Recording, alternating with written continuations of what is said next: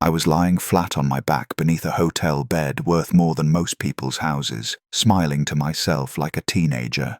In exactly 5 seconds, my wife would walk in, see my shoes by the door, assume I wasn't back yet, and relax. That's when I'd jump out.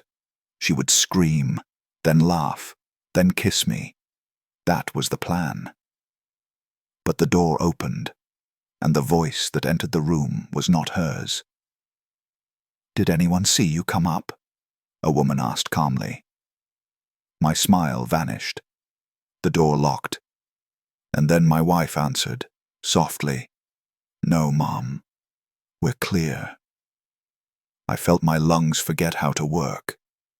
What followed wasn't shouting. It wasn't anger. It wasn't even cruelty. It was organization. They talked about me the way people discuss real estate, assets, timing, patience. How men like me, widowers, successful, lonely, were easy when handled gently. Then her mother said something that made the carpet beneath me feel like ice. "You just need to repeat what worked last time." My heart slammed against my ribs. Last time. I lay perfectly still, trapped beneath the bed I had chosen as a joke, listening as my marriage, my past, and my safety unraveled above me. In that moment, I understood something terrifying. I wasn't hiding to scare my wife. I was hiding to stay alive. My name is Ethan Caldwell, 48 years old, former Marine, current CEO of Caldwell Defense Systems, a military contracting firm based in Charleston, South Carolina. I've survived 2 tours in Afghanistan, hostile boardroom takeovers, and the quiet devastation of watching my first wife, Rebecca, waste away from what doctors called a rare autoimmune disorder. What I had not survived yet was trust. The night I remarried was supposed to mark a second beginning. The ceremony was elegant, coastal, understated. White roses, soft jazz, old money charm overlooking Charleston Harbor. My new wife, Lydia, looked like peace itself, calm, devoted, gentle. Everything I thought I needed after years of grief. She had entered my life like a miracle. We'd met at a veterans charity gala in Boston 8 months earlier. She worked in event planning, volunteered with military families, and understood loss in a way that felt genuine. She never rushed me, never asked for anything. She was perfect, too perfect. Now, wedged beneath a king-sized bed in the honeymoon suite of the Harbor View Grand Hotel, tuxedo jacket still on, shoes kicked off by the door, phone silenced in my pocket, I realized I had married a stranger. And that stranger was planning to kill me. 3 hours earlier, the reception had been flawless. The string quartet played Pachelbel's canon as guests mingled on the terrace.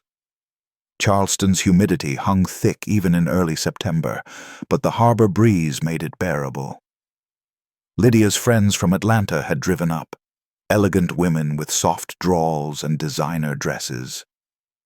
My business associates from Washington, D.C. and New York stood near the bar, discussing defense contracts between champagne toasts. Lydia's mother, Patricia Hartwell, had orchestrated everything. She'd insisted on handling the wedding planning, claiming it was a mother's joy. I'd been grateful. After Rebecca's death 3 years ago, I'd barely functioned. Business kept me distracted, but grief had hollowed me out. Patricia was a widow herself. Her husband had died in a boating accident off the Florida Keys 15 years ago. She understood loss, she'd told me. She understood what it meant to rebuild. She'd also understood how to position her daughter perfectly. "Ethan," Patricia had said that evening, squeezing my arm as guests filed out. "You've given Lydia and me such a gift.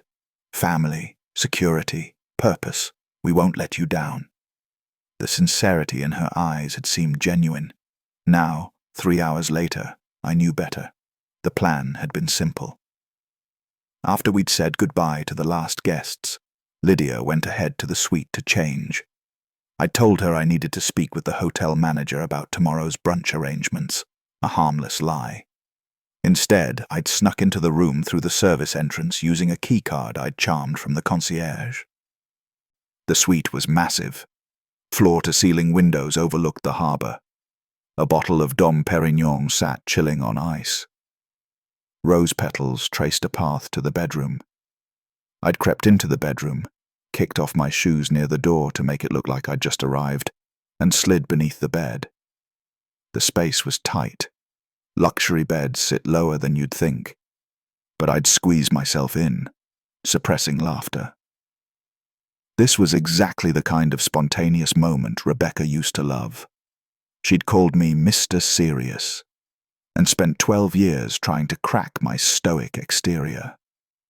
After she died, I'd forgotten how to be anything but serious. Lydia had reminded me, or so I thought. I heard the elevator ding down the hall. Footsteps approached. I held my breath, grinning like an idiot. The door opened, but the footsteps were wrong, too heavy, too confident. And there were two sets. "Did anyone see you come up?" a woman's voice asked. Not Lydia's voice. My grin died. I heard the door close, the lock click. "No, Mom. We're clear." My blood turned cold. Mom. Patricia Hartwell was in the room.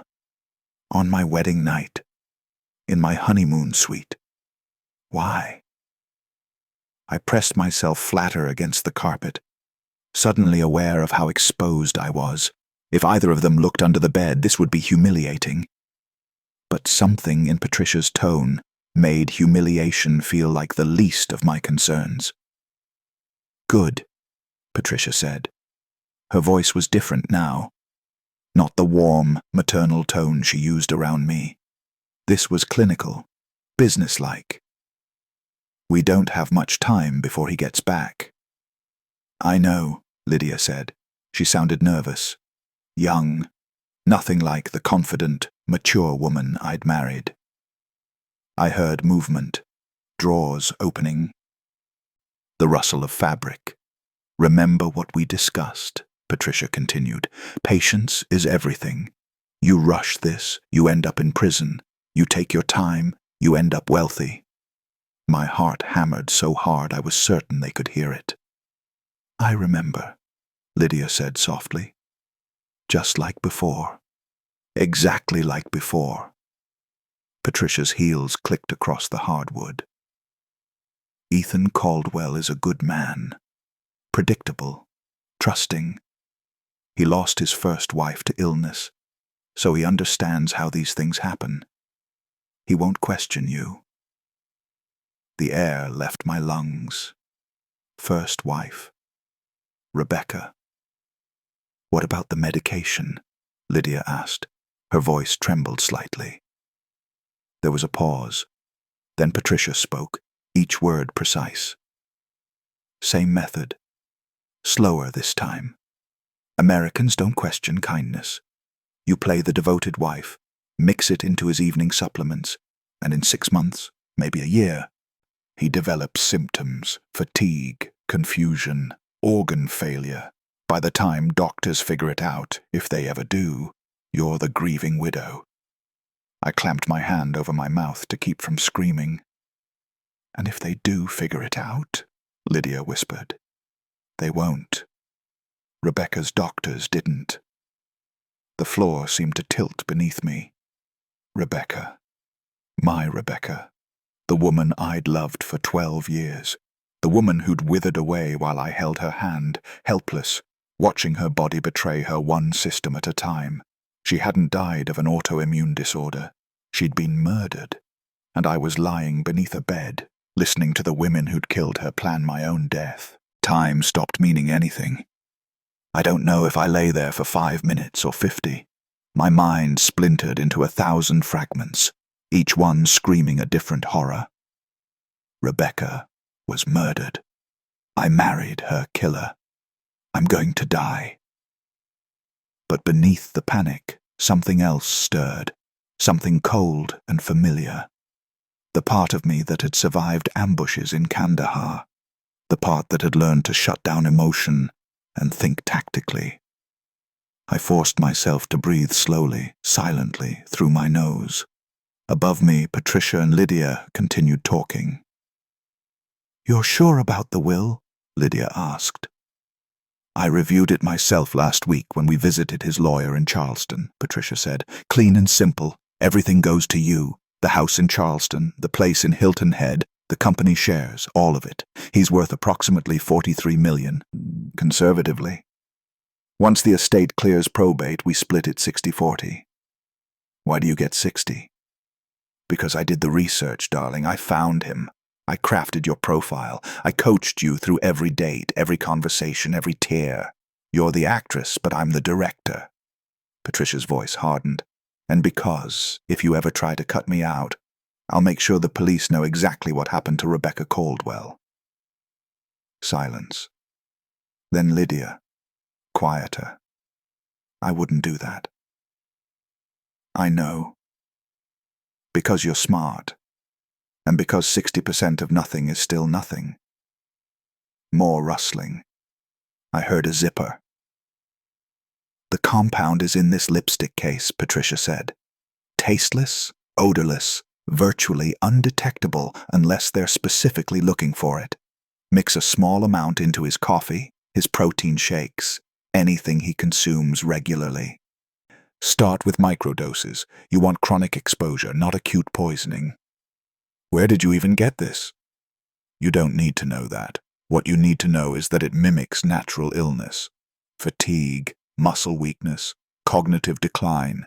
Doctors will test for everything standard and find nothing alarming until it's too late." I heard something small change hands. "Keep it somewhere he'd never look," Patricia continued. "Your makeup bag is perfect. Men never notice makeup." "What about his children?" Lydia asked. I stiffened. I didn't have children. Rebecca and I had tried for years, but it never happened. We'd been planning to adopt when she got sick. "Stepchildren," Patricia corrected. "From his first marriage, they're adults now, early 20s, living their own lives. They'll contest the will naturally, but they have no grounds. You're the legal spouse. They'll make noise, maybe hire lawyers, but ultimately they'll settle. We offer them $5 million total to go away quietly. They'll take it." What? I didn't have stepchildren either. What was Patricia talking about? Unless... My blood froze. Unless Patricia was talking about someone else. Someone she'd done this to before. "Do you think they suspected anything with Robert?" Lydia asked quietly. "Robert's children?" Patricia laughed. "They suspected everything and proved nothing. The autopsy showed heart failure, which was exactly what we gave him. His doctor had been warning him about his cholesterol for years. When a 62-year-old man with high blood pressure drops dead, no one asks questions. Robert. I tried to place the name. Robert Hartwell, Patricia's late husband, supposedly killed in a boating accident, except there hadn't been a boating accident. That was different, though, Lydia said. Robert was older, Ethan's in perfect health. Which is why we're using a different method. Robert needed to go quickly. His children were circling, suspicious about our marriage. With Ethan we have time. No suspicious family members, no children contesting your role, no one questioning your devotion. Patricia's voice turned almost tender. You've done beautifully, darling. He adores you. Trust the process. I heard footsteps moving toward the window. What about after? Lydia asked. After Ethan? After it's done, what do we do? We wait a respectable mourning period. 18 months, maybe 2 years. Then we find the next one. You'll be a widow twice over by 35. Sympathetic, wealthy, experienced. The third will be even easier. My stomach lurched. The third? This wasn't just about me. This wasn't even just about Rebecca, or Robert, or whoever else they'd destroyed. This was a system, a business model. I was inventory. "I don't know if I can do this again," Lydia whispered. "Yes, you can. Because the alternative is prison. Because you're already complicit. Because we're family, and family takes care of each other." Patricia's voice turned steel. "You chose this path, Lydia. There's no walking away now." A long silence. Then Lydia, barely audible. "Okay." "Good. Now fix your makeup. He'll be here soon. Remember, you're the happiest woman alive. You just married the man of your dreams." I heard them moving toward the door. "One more thing," Patricia said. "Physical intimacy. I know it's difficult, but you need to maintain it. Men like Ethan equate sex with emotional connection. The more connected he feels, the less he'll notice small changes in his health." "I understand." "Do you? Because last time you got squeamish with Robert. You started avoiding him physically, and he noticed. He started asking questions. This time will be different." "It had better be." The door opened. "I'll text you tomorrow," Patricia said. "Delete our messages immediately. Use the secure app I showed you." "I will." "And Lydia?" "Yes. Don't fall for him. That's what ruins everything. Stay detached. This is work." The door closed. I was alone. For several seconds I couldn't move, couldn't think. My body felt like it belonged to someone else. Then reality crashed back. Lydia would return any moment. If she found me under the bed, I was dead. Not eventually. Immediately. Patricia clearly didn't tolerate loose ends. I had to get out. I had to run. But where? How? My phone was in my pocket, but I couldn't make calls from under the bed. The windows were 30 feet away and faced the harbor. No escape route. The door was locked from the inside. I was trapped in my own honeymoon suite. I heard the elevator ding again. Footsteps in the hall. Lydia was coming back. "Move. Now." I slid out from under the bed, my tuxedo jacket catching on the bed frame. I yanked it free and lunged toward the bathroom, praying she'd take a moment to check her reflection before coming to the bedroom. The bathroom door was ajar. I slipped inside and pressed myself against the wall behind it, heart slamming against my ribs. I heard the suite door open. "Ethan?" Lydia called out, her voice bright and cheerful. The perfect bride. I didn't answer. "Baby, are you here?" Footsteps crossed the suite. I saw her shadow move past the bathroom door. She walked into the bedroom. Stopped. She'd seen my shoes by the bed. "Ethan?" Confused now. "Your shoes are here." I held my breath. She moved closer to the bed. I could see her reflection in the bathroom mirror. White silk dress, golden hair cascading down her back, exactly as she'd looked at the altar hours ago. She looked beautiful. She looked like a stranger. She knelt down and looked under the bed. Nothing. She stood, frowning. Then her phone buzzed. She pulled it out, read something, and her expression changed. Hardened. She typed rapidly, then walked to the window, staring out at the harbor. I could have run then. Could have burst out of the bathroom and confronted her.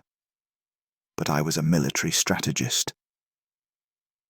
I'd learned in Afghanistan that information was more valuable than aggression, and I needed more information. I needed to know everything before I made my move. So I waited, barely breathing, as my wife stood 10 feet away, planning my murder, while Charleston Harbor sparkled innocently in the moonlight beyond. The first time I saw Lydia Bennett, she was crying. That was 8 months ago, at a veterans' mental health fundraiser in Boston. Spring had just broken over the city. those rare New England days when the sky turns impossibly blue and the Charles River looks almost clean. I'd flown up from Charleston for the event. Caldwell Defense Systems was a major sponsor, and my presence was expected. I'd given my standard speech about supporting those who'd served, written the check, and was looking for the nearest exit when I saw her. She stood near the floor-to-ceiling windows overlooking Boston Common, mascara running, trying desperately to compose herself. A middle-aged veteran in a wheelchair had just shared his story. PTSD, homelessness, 3 suicide attempts. The room had been moved, but most had held it together. Not her. She was sobbing like her heart was breaking. Without thinking, I'd approached. "Are you all right?" She'd looked up, startled, and I'd seen her face for the first time. Late 20s, maybe 30. Blonde hair pulled back, green eyes red from crying, pretty in an understated way. "I'm sorry," she'd said, laughing through tears. These stories, they shouldn't be stories. They should have help. They should have homes." Most people at these events were there for networking, for tax write-offs, for appearances. She seemed genuinely shattered. "You work with the foundation?" I'd asked. "Event planning," she'd said. "I coordinate fundraisers across New England, but I volunteer with veteran families on the side. My father served in Desert Storm. He came back, different. We lost him to suicide when I was 16. The raw honesty had stunned me. We'd talked for an hour, about service, sacrifice, the hidden cost of war. She'd told me about her father's struggles, her mother's grief, how she'd spent her 20s trying to give back to the community that had given her a father, however briefly. She never asked about my company, never mentioned money. She wanted to know about me, the parts that made me human, not successful. She asked about Rebecca. Most people avoided mentioning my first wife. It made them uncomfortable. But Lydia had looked me in the eye and said, "Tell me about her, if you want to." And I had. I told her about Rebecca's laugh, her stubbornness, how she'd refused to wear heels to our wedding because practicality trumps tradition, how she'd fought her illness with terrifying grace, making jokes even when she could barely breathe. Lydia had listened like it mattered. When I'd flown back to Charleston that night, I couldn't stop thinking about her. We'd exchanged numbers, texted, started talking daily. She never pressured me, never pushed for more than I was ready to give. 2 months later, she flew to Charleston to visit a friend, or so she said. We had dinner at Husk, one of Charleston's finest restaurants, walked along the Battery, watched the sun set over Fort Sumter. It felt easy, natural. I invited her back the following month, then the month after that. By month 4, she was staying at my place in Charleston's historic district, a 3-story mansion Rebecca and I had restored together. Lydia had been respectful, almost reverent, about Rebecca's memory. She'd suggested leaving Rebecca's photos up, encouraged me to share stories. "She was part of your life," Lydia had said. "I don't want to erase her. I want to honor her." I'd fallen in love with that kindness. By month 6, I'd proposed. She'd said yes before I'd finished the question. "Yes, yes, yes." She'd laughed, crying again, exactly like the first night we'd met. "I love you, Ethan. I'll spend the rest of my life making you happy." Now standing in the bathroom of our honeymoon suite while she stood 10 feet away texting her mother about my murder, I replayed every moment with brutal clarity. The crying at the fundraiser, strategic, calculated to appeal to a man who'd lost his wife. The respect for Rebecca's memory, manipulation, ensuring I'd see her as different, special, safe. The slow courtship, patience, exactly as Patricia had described it. Every kiss, every laugh, every whispered "I love you" lies. I thought of our engagement party at my beach house in Hilton Head. My business associates had flown in from New York and DC. Lydia had charmed everyone. She'd been perfect, warm but not desperate, elegant but not pretentious. Patricia had been there too, playing the proud mother. She'd pulled me aside at one point and said, "Ethan, I need you to know how much this means to us." After my husband died, I thought Lydia would never find happiness again. She watched her father struggle, then watched me lose Robert. She was terrified of love. But you made her believe again. I'd believed every word. Now I knew. Patricia was talking about herself, about the system she'd perfected, about how Lydia had watched her mother orchestrate Robert's death and learned the family business. In the bedroom, Lydia finished texting and turned toward the bathroom. I pressed myself flatter against the wall. She walked past, inches away, and stopped at the dresser. I watched her reflection as she opened her makeup bag and pulled out a lipstick case. The lipstick case Patricia had given her. She stared at it for a long moment, her expression unreadable. Then she whispered, so quietly I almost didn't hear. "I'm sorry." To me? To herself? To God? I didn't know. She put the lipstick back and walked to the window, hugging herself. For a brief, insane moment, I wondered if she was having second thoughts. If somewhere beneath the lies, there was a real person who was horrified by what she was doing. Then she picked up her phone and typed, "He's not here yet, probably still saying goodbye to guests. I'm ready." My sympathy evaporated. I looked at my watch. 11:47 p.m.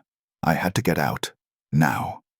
While Lydia stood at the window, I slipped out of the bathroom, moving on trained instinct, silent, controlled, predator quiet. I grabbed my shoes and moved toward the door. The floorboard beneath me creaked. Lydia turned. "Ethan?" I ran. I yanked open the door and bolted into the hallway, my dress shoes slapping against marble. Behind me I heard Lydia scream, "Ethan! Wait!" I didn't wait. I hit the stairwell and took the stairs 3 at a time, my mind racing faster than my feet. Don't go to the car. They'll expect that. Don't go to the lobby. Patricia could still be there. Think, survive, move. I burst out the emergency exit on the 3rd floor and ran down the service corridor, past housekeeping carts and supply closets. My phone. I needed to call someone. But who? The police? And tell them that I'd overheard a conversation while hiding under my own bed? That my wife was planning to poison me with evidence I couldn't prove existed? My lawyer? My business partners? No. Everyone I knew was connected to my public life. If Patricia had researched me as thoroughly as she claimed, she'd know my associates, my routines, my support system. I needed someone outside my world. I needed help from someone they couldn't predict. I reached another stairwell and descended to the ground floor, emerging in a corridor near the hotel's loading dock. I pushed through the exit and found myself in an alley behind the hotel. Charleston's late summer humidity hit me like a wall. The sounds of the city, distant traffic, music from a bar, the harbor's foghorn felt surreal. I was alive, for now. I pulled out my phone and scrolled through my contacts, hands shaking. There, Marcus Riley. He'd served under me in Afghanistan, tough, loyal, resourceful. After his discharge, he'd moved to Charleston and started a private investigation firm. We'd stayed in touch, occasional beers, holiday cards. I dialed. 3 rings. 4. "Captain Caldwell?" Marcus's voice was thick with sleep. "It's almost midnight, sir. Everything okay?" "No," I said. "Marcus, I need your help. I can't explain over the phone. Can I come to your office?" "Now?" "Now." A pause. Then, "I'll be there in 20 minutes. You remember where it is? King Street, near Marion Square." "That's it, sir. Are you in danger?"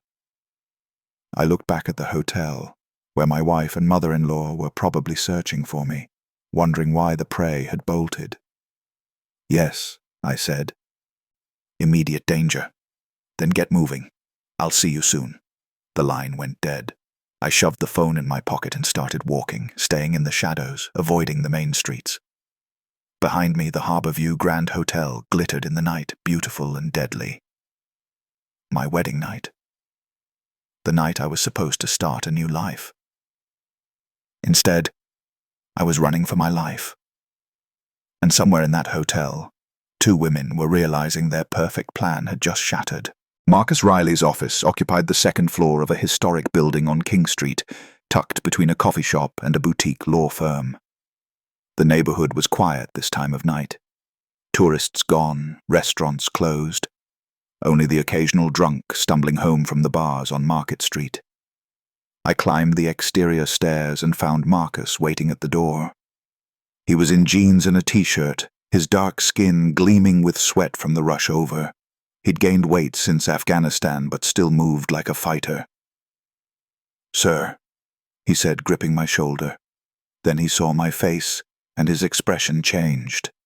"Jesus, what happened?" "Let me inside first." He unlocked the door and ushered me into a cramped office that smelled like coffee and old paper.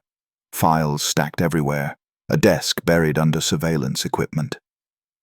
Photos on the wall, Marcus with his team, Marcus with local police, Marcus receiving some award from the Charleston Chamber of Commerce. He locked the door behind us and closed the blinds. "Talk," he said. So I did. I told him everything. The prank, the conversation, Patricia and Lydia's plan. Rebecca. When I finished, Marcus was quiet for a long moment. Then, "You're sure you heard correctly? You're absolutely certain?" I was 3 feet below them, Marcus. I heard every word. He sat down heavily. "Sir, if what you're saying is true, your wife and her mother murdered Rebecca and are planning to murder you. That's not just criminal conspiracy. That's serial murder. I know what it is." Okay. Marcus rubbed his face. "First things first. Are you safe right now? Do they know where you are?" "No. I ran." "They didn't follow. They will. If they're as calculated as you say, they'll figure out your next moves." He stood and started pacing. "We need evidence. Real, admissible evidence. Right now, all we have is your testimony about a conversation. Any halfway decent lawyer would tear that apart. What do you suggest?" "We start with Rebecca. If Patricia and Lydia killed her, there'll be traces. Medical records, toxicology reports, insurance documents. Someone got paid when Rebecca died. We find out who. Rebecca's death was investigated. The doctors ran every test. Did they test for obscure poisons, designer compounds, things that mimic natural illness?" I stared at him. "No." "Then we start there. I know a forensic toxicologist in Atlanta.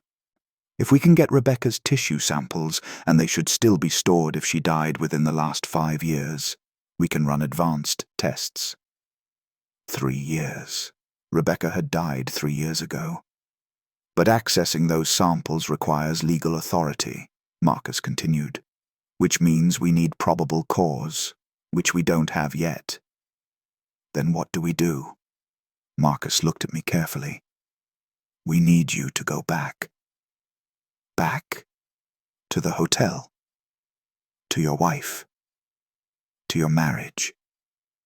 You play along until we have enough evidence to act." My blood ran cold.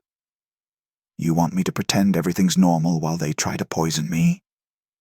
I want you to stay alive long enough to put them in prison. Marcus's voice softened. Sir, I understand what I'm asking. But if you run, if you disappear, they'll disappear too. Patricia will coach Lydia. They'll destroy evidence. And they'll vanish. You'll spend the rest of your life looking over your shoulder. He was right. I hated it. But he was right. Plus, Marcus added, if they think the plan is working, they'll get comfortable. Comfortable people make mistakes. I thought of Lydia's expression in the hotel room, the way she'd held that lipstick case, the way she'd whispered, I'm sorry. Was that a mistake? A crack in the armor? What about Rebecca's case specifically? I asked. Where do we start? Marcus walked to his computer and booted it up. Tell me everything you remember about her illness. Timeline, symptoms, doctor visits, everything. I closed my eyes and forced myself back 3 years. Rebecca had gotten sick in February 2022. We'd just returned from a vacation in Barbados, one last trip before I had to be in Washington for a major defense contract negotiation. She'd been tired at first, unusually so. She'd blamed jet lag, stress. But it got worse. By March, she couldn't walk upstairs without getting winded. By April, her hands shook so badly she couldn't hold a coffee cup. The doctors ran tests. Lupus? Negative. MS? Negative. Lyme disease? Negative. They'd called it idiopathic autoimmune disorder, medical speak for we don't know. She'd deteriorated rapidly. Organ failure, cognitive decline, seizures. She died in July, 5 months after symptoms started. Who was her primary physician? Marcus asked, typing. Dr. Michael Foster at Charleston Medical University. And you said she was on medication? Everything. Immune suppressants, steroids, pain management. They tried every protocol. Who managed her medication at home? I opened my mouth. Closed it. Who had managed Rebecca's medication? We'd hired a home nurse for the last 2 months, a quiet woman named Angela who'd come recommended by Dr. Foster. She'd been professional, kind, present for every deterioration. But before that, I did, I said slowly. I managed her pills. She was too weak. Did anyone else have access? My mind flashed to Patricia and Lydia's conversation. Mix it into his evening supplements. Same method. We had a housekeeper, I said, twice a week. She didn't touch Rebecca's medication, but she had access to the house. Name? Maria Santos. I paused. Wait, Maria quit right after Rebecca died. Said it was too sad to keep working there. Marcus looked up. That's not suspicious at all. You think she was involved? I think Patricia is smart enough not to do her own dirty work. Hiring someone to administer poison, especially in a household where the victim's already sick. That's brilliant. The nurse, the housekeeper, anyone with routine access, they're invisible. I felt sick. All those months watching Rebecca die, holding her hand, praying for a miracle. Had someone been in my house, methodically killing her? We need to find Maria Santos, Marcus said. And the nurse, what was her name? Angela. I don't remember her last name. Dr. Foster arranged her. I'll track them both down. In the meantime, I need you to think carefully. Was there anyone else in Rebecca's life around that time who seemed unusual? New friends, new doctors, anyone Patricia or Lydia might have planted? I ransacked my memory. Rebecca had been isolated during her illness, too weak for visitors. Her friends from the Charleston Junior League had stopped by early on, but as she got sicker, it was just me, the medical team, and the caretakers. Wait. There was someone, I said slowly. A grief counselor. Rebecca started seeing her about a month before she died. I thought it was odd. Rebecca wasn't usually the therapy type, but she said the woman helped her cope. Grief counselor? For someone who wasn't dying yet, officially. She knew she was dying, Marcus. We all did. What was the counselor's name? I don't... Dr. Evelyn something. Rebecca saw her twice a week at our house. Dr. Evelyn came to your house? Rebecca was too sick to travel. Marcus stared at me. Sir, legitimate therapists don't usually do house calls, especially not for terminal patients. That's what hospital social workers are for. This grief counselor had access to Rebecca, to your home, to her medication. You think it was Patricia? Or someone Patricia hired? Did you ever meet this Dr. Evelyn? I thought hard. Once. Briefly. She was leaving as I came home from work. Older woman, professional, forgettable. Would you recognize her from a photo? Maybe. Marcus spun his monitor around. Patricia Hartwell's Facebook profile filled the screen. Photos from the wedding. Pictures with Lydia. Vacation shots. And there, in a photo from 5 years ago, was Patricia in different hair, different clothes, but unmistakably her. Is that Dr. Evelyn? Marcus asked quietly. I stared at the screen, my vision tunneling. Yes, I whispered. That's her. The room tilted. Patricia had been in my house, while Rebecca was dying, while I was at work, desperate and helpless. She'd watched Rebecca die, probably hastened it. And then, after a respectful interval, she'd introduced me to her daughter. Marcus closed his laptop. Sir, I know this is hard, but we have a thread now. We pull it carefully and everything unravels. How long will this take? Days, maybe weeks. Depends on how fast I can track people down and get them to talk. And in the meantime, you play the loving husband. You go back to the hotel, apologize for running out. Tell her you panicked, wedding night jitters, whatever. You act normal.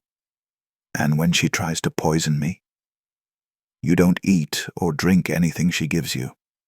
You're suddenly very particular about your health. New diet, whatever. Make it natural. I wanted to argue, wanted to refuse, but I was a soldier. I understood missions, and this was a mission. Okay, I said. I'll go back. Marcus gripped my shoulder. We'll get them, sir, I promise you. We'll make sure Rebecca gets justice. I nodded, not trusting myself to speak.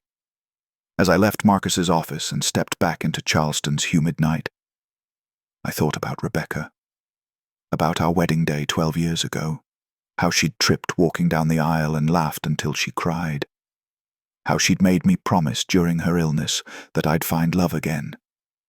Don't be alone, Ethan. Promise me. I'd promised. And I'd walked straight into a trap laid by the people who'd killed her. But now, I knew. And knowing was power. I pulled out my phone and texted Lydia. I'm sorry. Got overwhelmed. Coming back. We need to talk. 3 dots appeared immediately. Then, thank God, I was so worried. I love you. See you soon. I stared at those words. I love you, and felt nothing but ice. I started walking back toward the hotel, back toward the woman who wanted me dead. Back toward the lie I'd have to live until the truth set me free. The wedding night that should have ended in laughter had become something else entirely. A battlefield. And I'd spent my whole life learning how to win wars. When I returned to the Harborview Grand Hotel at 1:17 a.m., Lydia was waiting in the lobby. She looked genuinely distressed, eyes red. makeup smudged, still in her wedding dress. She ran to me. "Ethan, oh my God, where were you? I've been losing my mind." She threw her arms around me and I forced myself not to recoil. "I'm sorry," I said, holding her loosely. I don't know what happened. I was walking back from talking to the manager and suddenly I couldn't breathe. Everything felt wrong. I had to get air. You scared me to death. She pulled back, searching my face. "Are you okay? Should we call a doctor?" No, I'm fine. Just wedding jitters, the weight of everything, marriage again after Rebecca. It hit me all at once. It was a good lie because it was close to the truth. The part about Rebecca, anyway. Lydia's eyes filled with tears. "I understand. I should have thought about how hard this would be. Oh, sweetheart, I'm so sorry." She was good, terrifyingly good. "Let's go upstairs," she said gently. "You need rest. We both do." In the elevator, she held my hand. I studied her reflection in the polished doors. Young, beautiful, concerned. A perfect predator. We reached the suite. She unlocked the door and we stepped inside. The rose petals were still scattered. The champagne still chilled.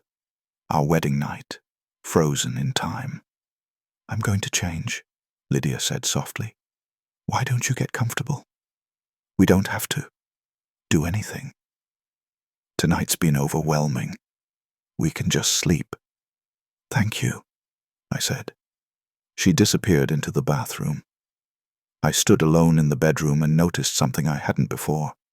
A bottle of water on the nightstand, closed, but positioned deliberately on my side of the bed. My pulse quickened. I picked it up. The seal looked intact, but tamper-proof bottles could be resealed with heat. I couldn't drink it, but if I didn't, would she notice? I heard the bathroom door opening. I quickly opened the water bottle, walked to the window, and poured half of it into a potted plant while pretending to stare at the harbor. When Lydia emerged in a silk nightgown, I was taking a fake sip. "Thirsty?" she asked. "Long night." I set the bottle down, now half empty. "I think I'm going to take a shower." "Good idea. Take your time." In the bathroom, I locked the door and turned on the shower. Then I sat on the edge of the tub and pulled out my phone. I texted Marcus. Back at hotel, playing along. She left water by the bed. Might be contaminated. "We'll try to secure it for testing." His response came fast. "Good. Don't drink anything she gives you." "I'll be in touch tomorrow." I deleted the conversation and stripped down. The shower was scalding. I let it burn, let the pain focus me. I'd spent years in war zones. I'd watched friends die. I'd made impossible decisions under fire. This shouldn't be harder. But this was intimate, personal. The enemy was in my bed. When I came out 20 minutes later, Lydia was already under the covers, reading something on her phone. She looked up and smiled. "Feel better?" "Much." I climbed into bed on my side, keeping space between us. She set her phone down and turned to face me. "Ethan, I need you to know something. I love you. Whatever you're feeling, whatever doubts you have, we can work through them together. I'm not going anywhere." The sincerity in her voice was flawless. "I love you too," I lied. She leaned in and kissed me, soft, sweet. I kissed her back and hated myself for how easy it was to pretend. When she pulled away, she searched my eyes. "Are we okay?" "We're okay." "Good." She settled back against the pillows. This is just the beginning, Ethan. The best is yet to come. She had no idea how right she was. We turned off the lights. She curled against me, her breathing gradually slowing into sleep. I stared at the ceiling, every nerve on fire, planning my next moves. Step 1. Survive. Step 2. Gather evidence. Step 3. Destroy them both. The next morning, Lydia was cheerful as we checked out. She chatted with the concierge about our perfect wedding night, laughing about how I'd gotten overwhelmed. "He's so romantic," she told the woman at the desk. "Too much emotion for his own good." The concierge smiled indulgently. We drove to my house in Charleston's historic district, the 3-story mansion I'd shared with Rebecca. Lydia had moved most of her things in weeks ago, but this was her first time as my wife. She walked through the rooms like she owned them, because, according to her plan, she would. "I was thinking," she said as we entered the kitchen, "we should throw a proper reception. Something casual, just close friends and family. Maybe next month?" "Sure," I said absently. "And I want to redecorate the guest room, make it more welcoming. Your business associates stay over sometimes, right?" She was already thinking long-term, establishing herself as the lady of the house. My phone buzzed. A text from Marcus. "Found Maria Santos. Meeting her this afternoon. Will update." I slipped the phone back in my pocket. "Who was that?" Lydia asked. "Work. Nothing important." She smiled and kissed my cheek. "You work too hard.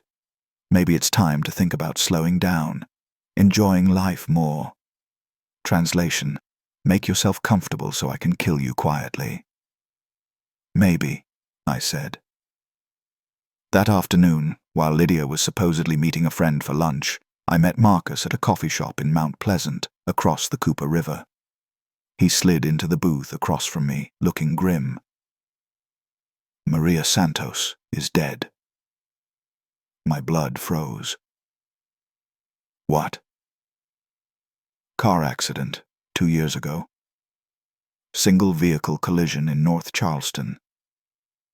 She lost control and hit a concrete barrier." "You think?" "I think loose ends get tied up. Maria knew something, or Patricia thought she did. Either way, she's gone." "What about the nurse, Angela?" "Still looking. She's not in any medical registries under that first name. I'm starting to think Angela wasn't her real name." "Of course it wasn't." I rubbed my face. "What about Dr. Foster, Rebecca's doctor?" "I called his office. He's on sabbatical in Europe, won't be back for 3 months. Every lead blocked." "We need something concrete," Marcus said. "Something that ties Patricia and Lydia to Rebecca's death. What about financial records? Did Rebecca have life insurance?" "Yes, $2 million. It went to me." "And after you die, everything goes to Lydia, including the insurance payout you received?" I nodded slowly. "So, Rebecca's death funded their lifestyle for the last 3 years, Marcus said. And your death will fund the next 20.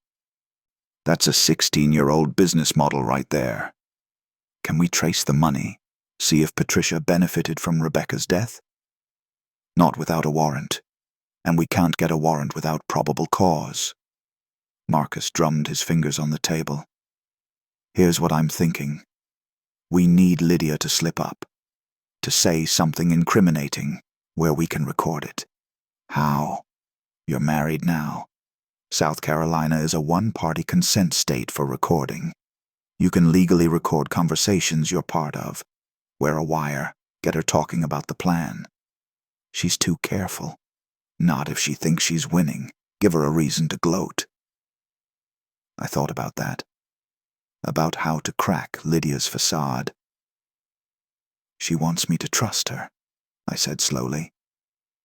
She keeps pushing physical intimacy, emotional connection. If I suddenly opened up, if I told her I was ready to update my will, to start planning our future, she might let her guard down. That's good. Push her timeline. Make her think it's happening faster than planned. And if she tries to poison me in the meantime? Marcus pulled a small plastic bag from his pocket. Inside was a bottle of supplements. Vitamin B complex. Take 2 in the morning, 2 at night in front of her. Tell her you're starting a health regimen. Whatever she tries to give you, you're already taking supplements. It gives you an excuse to be particular about what you consume. I took the bag.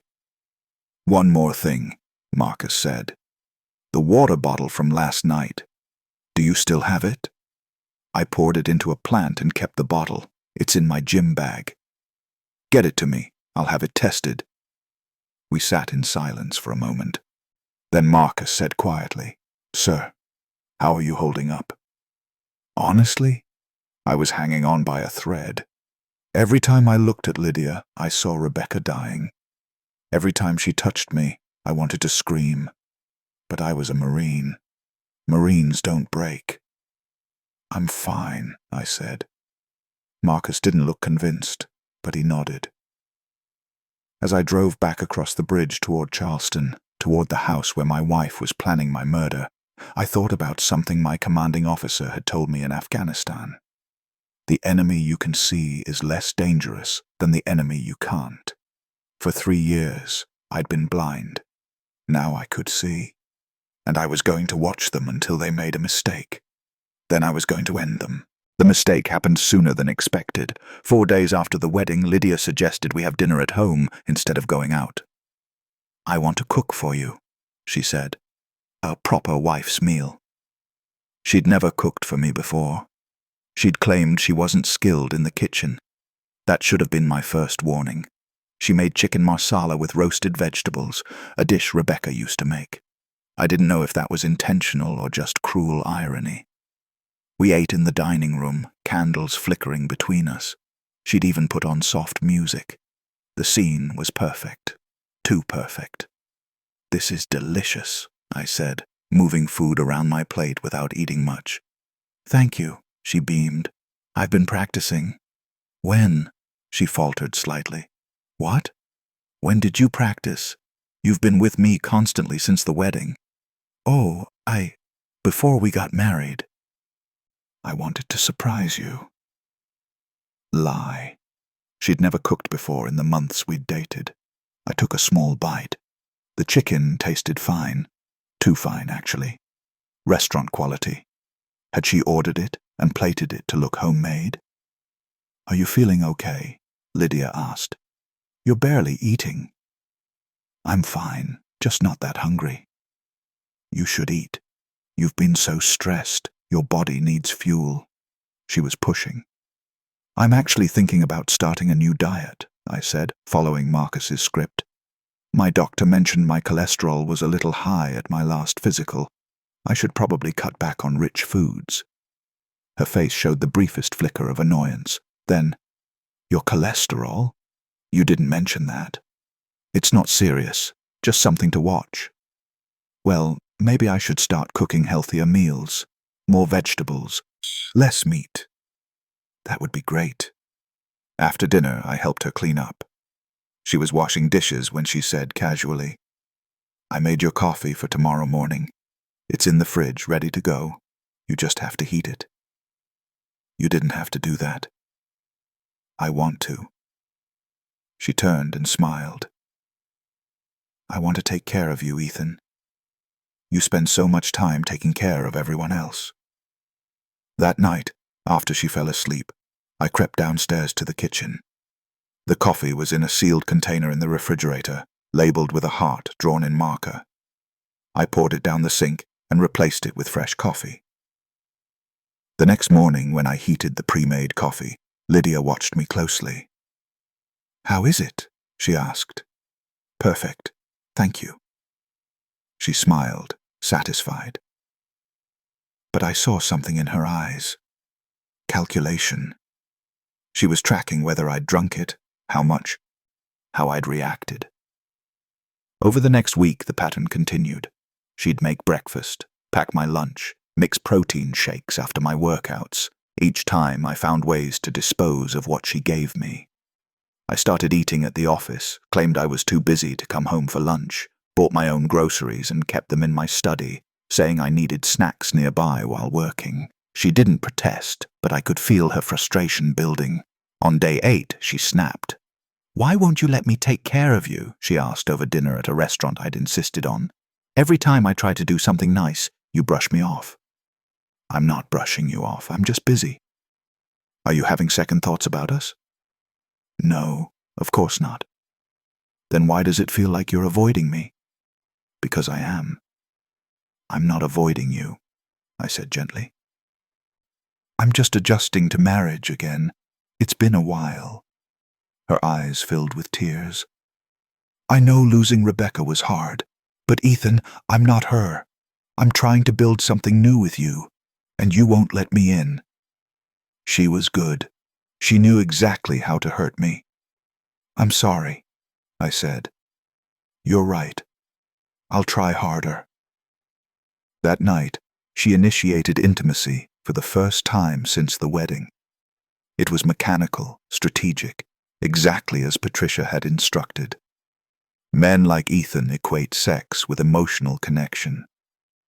Afterward, as she lay against my chest, she whispered, "I love you so much.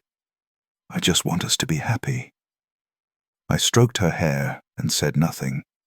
My phone, hidden in my nightstand drawer, was recording everything. The break came on day 12. Patricia visited.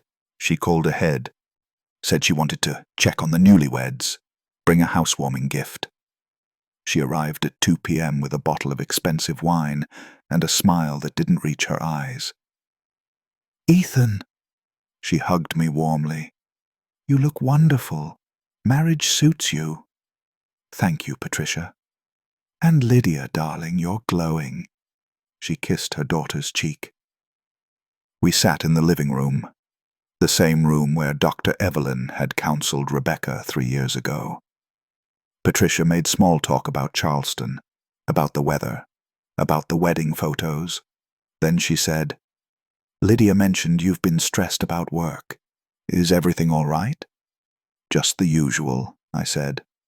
"Major contract negotiations with the Pentagon, lots of moving pieces." "You should delegate more. Enjoy this time with your new wife." "I'm trying." "Good. Life's too short." She paused.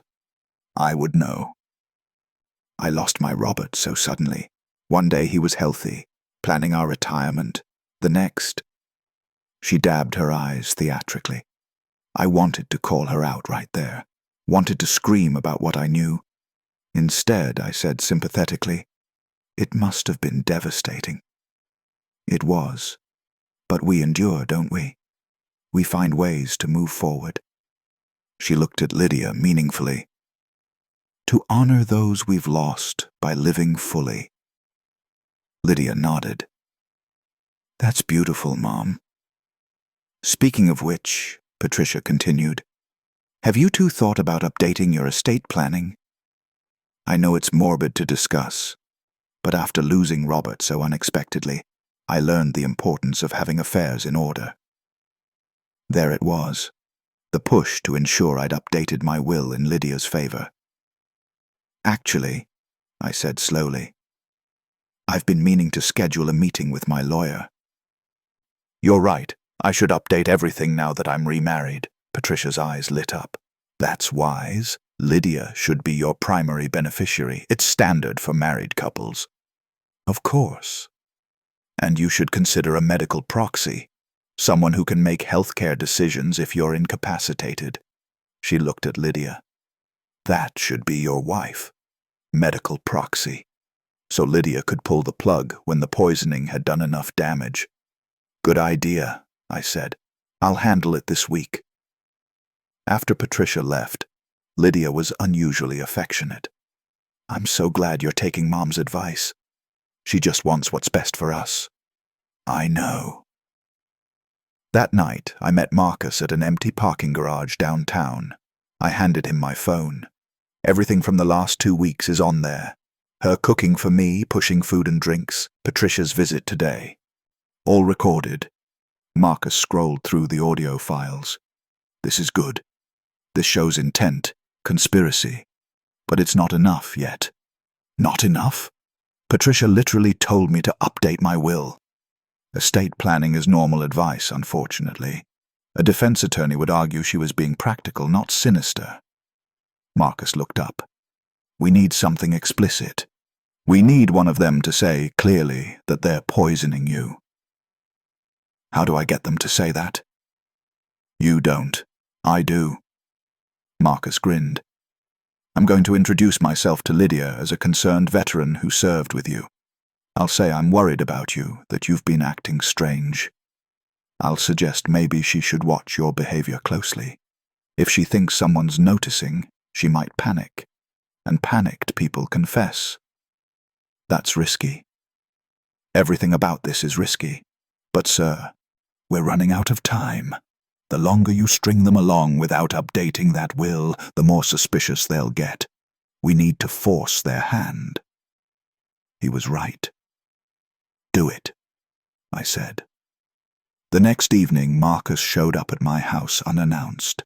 I'd told Lydia I'd invited an old military buddy for drinks, kept it casual. Marcus was brilliant. He spent an hour telling war stories, charming Lydia, acting like any other veteran grateful to his former CO.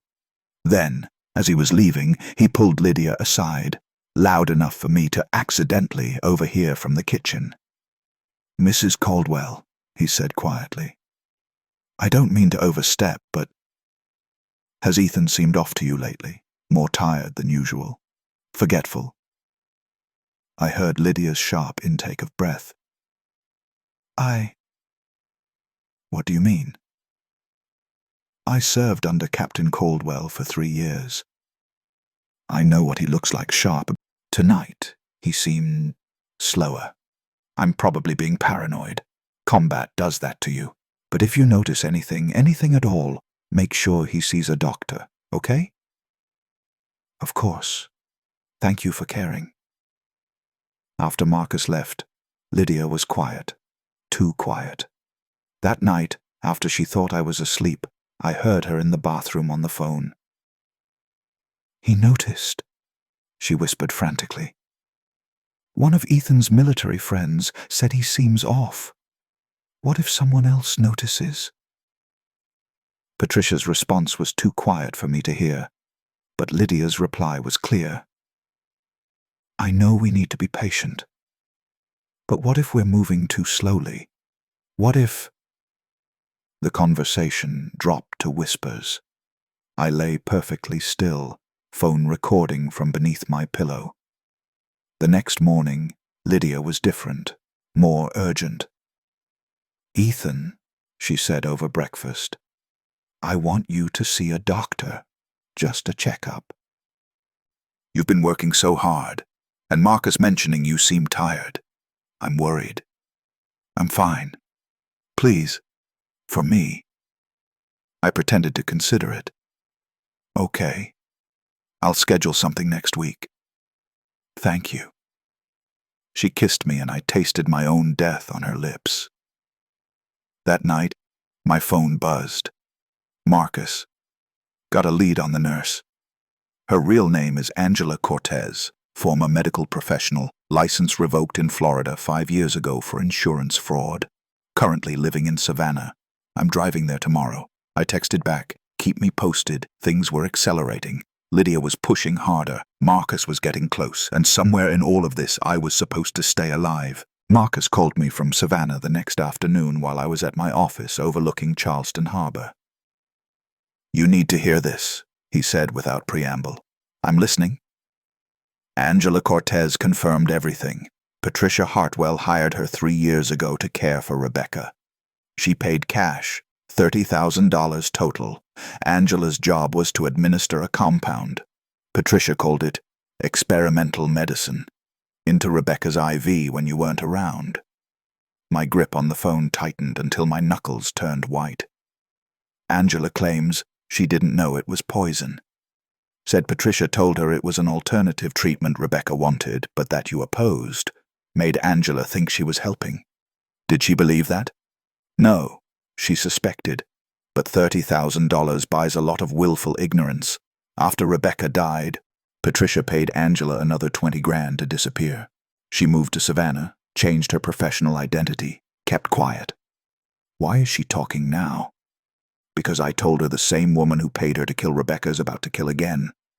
I told her if she didn't cooperate, she'd be an accessory to a second murder. She's terrified. She'll testify. Relief and rage flooded through me in equal measure. That's enough for the police, right? Angela's testimony plus my recordings? Almost. Angela's a tainted witness, convicted fraudster, took money to stay quiet. Defense would destroy her credibility. We need more. We need Patricia's full background. If she's done this before, there'll be a pattern. Where do we start? With Robert Hartwell, Lydia's supposed father. I've been digging into his death. The official story is he died in a boating accident off Key West in 2010. But here's the interesting part. Robert Hartwell was worth $12 million. Life insurance, real estate investments, business holdings. When he died, everything went to Patricia. That's normal for a spouse. Sure. Except Robert's children from his first marriage tried to contest the will. They claim Patricia had only been married to their father for 2 years, and that he'd been planning to divorce her. They filed a lawsuit claiming undue influence. What happened? Case was settled out of court. Patricia paid them $3 million to go away. She kept $9 million. Exactly as she'd told Lydia to do with me. There's more, Marcus continued. Before Robert Hartwell, Patricia was married to a man named David Crane. He died in 2005. Heart attack. He was 47 years old, healthy, no prior cardiac issues. Autopsy found nothing suspicious. Jesus. And before David Crane, there was Michael Bennett, Lydia's biological father. He supposedly committed suicide in 1998 when Lydia was 5 years old. Supposedly? Single gunshot wound to the head, ruled self-inflicted. But the detective who worked the case noted in his report that Bennett had recently discovered his wife was having an affair. He was planning to file for divorce and seek full custody of Lydia. The picture was becoming horrifyingly clear. How many? I asked quietly. How many men has Patricia killed? That we can prove. 3, maybe 4. David Crane, Robert Hartwell, possibly Michael Bennett, and Rebecca as collateral damage. Why hasn't anyone caught her? Because she's smart. She spaces them out. Changes locations. Uses different methods. Boating accident. Heart attack. Suicide. Nothing looks like a pattern until you see them all together. And Lydia? Lydia's been with her mother through at least 2 of these. She watched Patricia kill Robert Hartwell when she was a teenager. Maybe she was even involved. By the time they targeted you, she was a full partner. I thought about the young woman I'd fallen for, the tears at the Veterans Gala, the gentleness. All of it crafted, practiced, perfected. I'm sending you everything I found, Marcus said. Police reports, death certificates, financial records. You need to see the full scope. That evening, while Lydia was out shopping, I reviewed Marcus's files in my study. The documents were damning. Patricia Hartwell, born Patricia Mason in 1969 in rural Georgia. Married Michael Bennett in 1991. He died in 1998, leaving her with a modest life insurance payout and sole custody of Lydia. Married David Crane in 2002. He died of a heart attack in 2005, leaving her $4.2 million. Married Robert Hartwell in 2008. He died in a boating accident in 2010, leaving her $12 million. Then, a gap. 6 years of nothing. Patricia lived quietly in Atlanta, traveling, enjoying her wealth, until 2016, when Rebecca got sick. Patricia hadn't married Rebecca. She'd sent Lydia instead. The model had evolved. Why risk direct marriage when you could deploy your daughter, collect a cut, and move to the next target? I found something else in the files. A photograph from Robert Hartwell's funeral. In the back of the photo, barely visible, was Lydia, 17 years old, wearing black, her face expressionless. She'd already been learning. I heard the front door open. Lydia was home. I quickly closed the laptop and composed myself. "Ethan?" she called. "In here." She appeared in the doorway with shopping bags. "I got you something.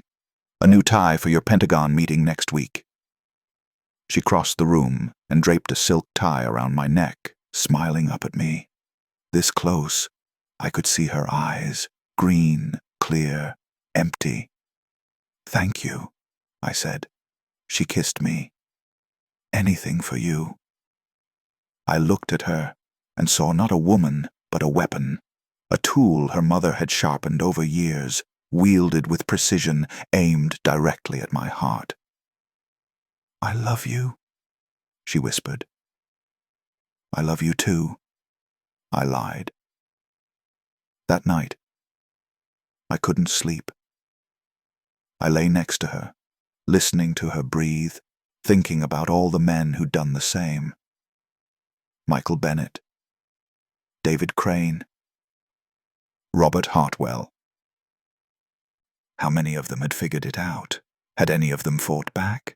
Or had they all died, confused, betrayed, never understanding what had happened? Not me. I was going to fight, and I was going to win. We set the trap for the Friday night, 3 weeks after the wedding. Marcus had worked with the Charleston Police Department to arrange everything. Angela Cortez had agreed to wear a wire and confront Patricia directly. The plan was simple: get Patricia to incriminate herself in a recorded conversation. But I had a better idea. "We don't use Angela," I told Marcus. "We use Lydia." "How?" "I'm going to tell Lydia that I'm dying." Marcus stared at me. "What?" "Think about it. She's been trying to poison me for weeks, and nothing's working because I'm not consuming what she gives me. She's getting desperate. If I suddenly tell her I've been diagnosed with a terminal illness, something aggressive, something that would kill me in months, she'll think the plan worked. She'll relax. She'll confess. That's insane. It's perfect. I'll say I went to the doctor, they found late-stage cancer, and there's nothing they can do. I'll tell her I want to enjoy what time I have left. She'll think she's won." Marcus considered this. "And then?" "Then we wait for her to contact Patricia. They'll discuss next steps, timing, covering their tracks. They'll say something incriminating. I'll be wearing a wire the whole time. What if they don't buy it? What if they insist on seeing medical records? I'll have my lawyer create fake documents. I know someone at Charleston Medical who owes me a favor. She'll backdate exam records to make it look real." Marcus was quiet for a long moment. Then, "This is either brilliant or suicidal." "It's both, but it's our best shot." We spent the next 3 days building the lie. Fake medical records showing late-stage pancreatic cancer. Fabricated oncology reports. Even a staged photo of me in a hospital gown meeting with doctors. On Friday evening, I told Lydia I needed to talk. We sat in the living room. I'd set up hidden cameras earlier, positioned to catch everything. "I went to the doctor last week," I said quietly. "The checkup you suggested." Her face showed immediate concern. "And?" "They found something. They ran more tests. The results came back today." "Ethan, what is it?" I took a breath. "Pancreatic cancer.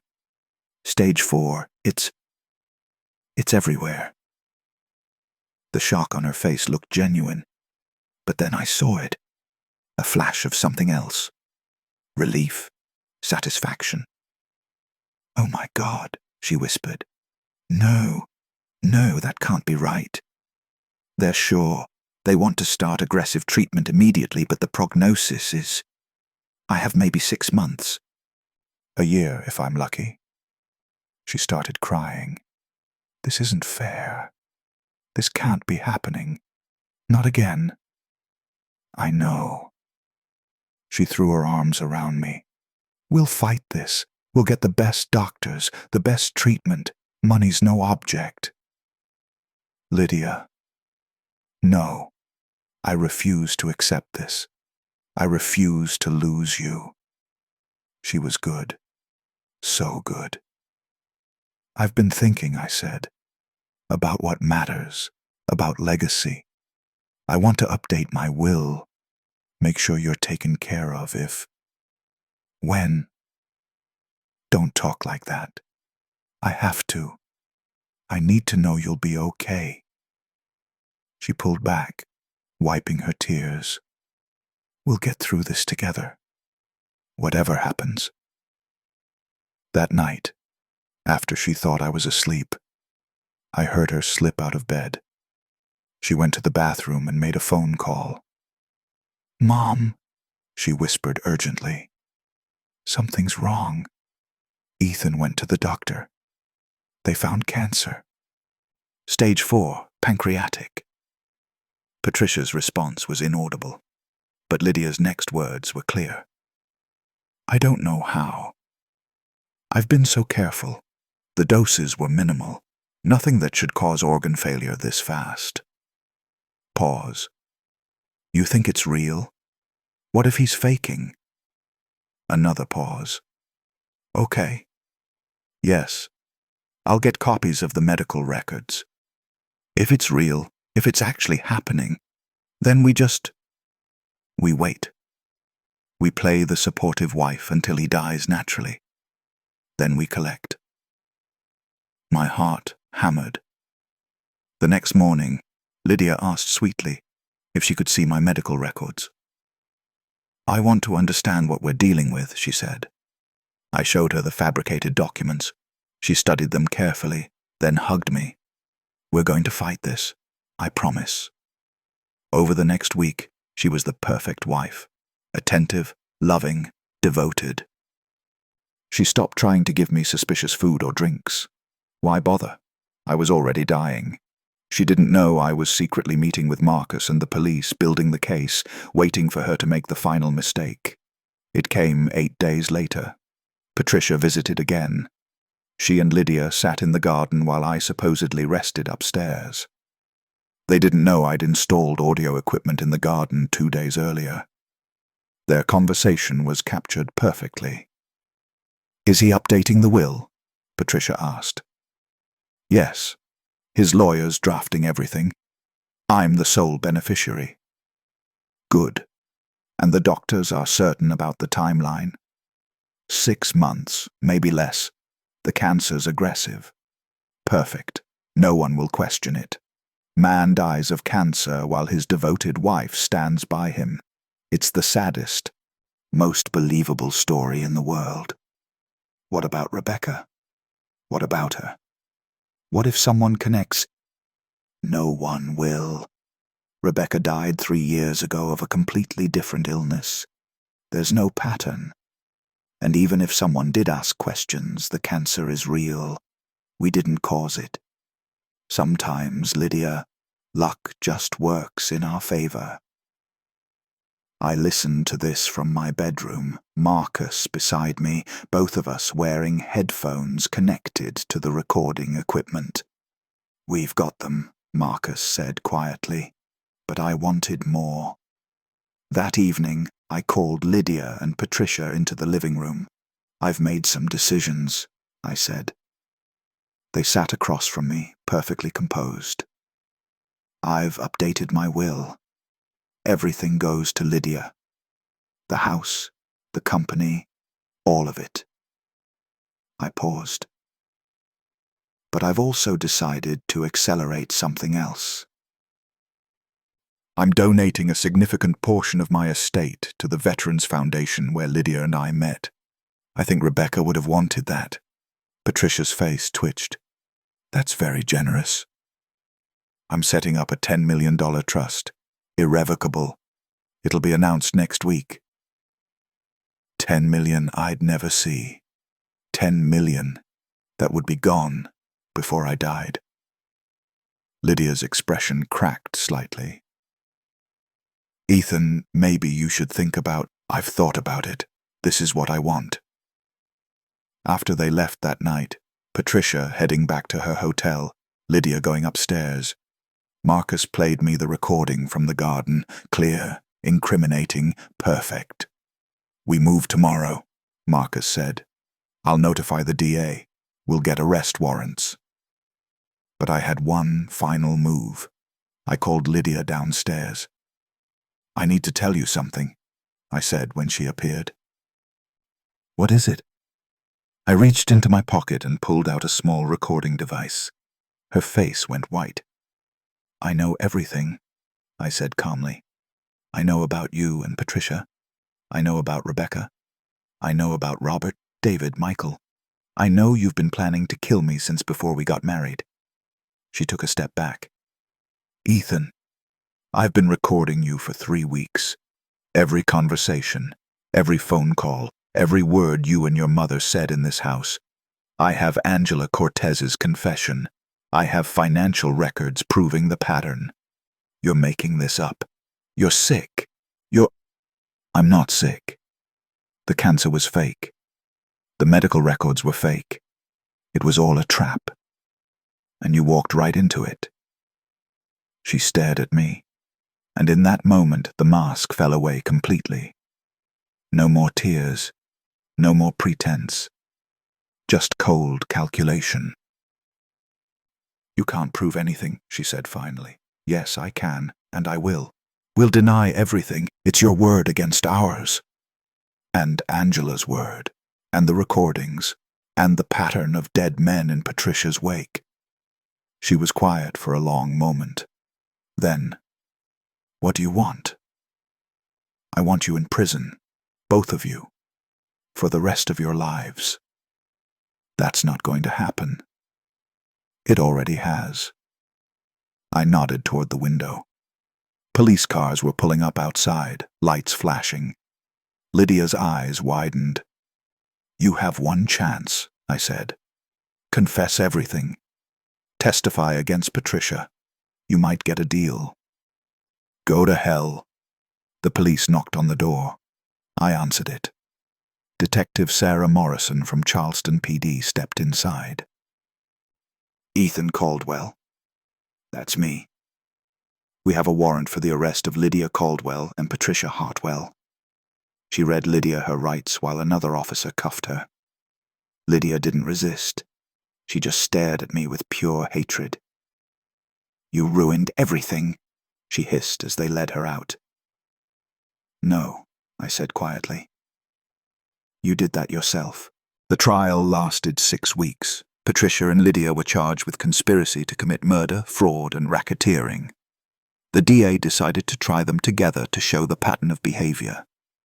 Angela Cortez testified, describing in detail how Patricia had paid her to poison Rebecca. The defense tried to discredit her, but her testimony held. Marcus testified about his investigation, presenting financial records that showed how Patricia had profited from multiple deaths over 20 years. I testified last. I stood on that witness stand in a Charleston courtroom and told the jury everything. The wedding night, the conversation I'd overheard, the weeks of pretending, the recordings. They played the audio in court, Patricia and Lydia discussing the plan, the timeline, the methods. When Patricia heard her own voice saying, "You just need to repeat what worked last time," she closed her eyes. The defense argued entrapment, claimed the recordings were inadmissible, said I'd manufactured the whole thing. But the evidence was overwhelming. After 3 days of deliberation, the jury returned guilty verdicts on all counts. Patricia was sentenced to life without parole. Lydia, who refused to testify against her mother, received 45 years. They'll both die in prison. I should have felt relief. Instead, I just felt empty. 6 months later, I stood at Rebecca's grave in Magnolia Cemetery.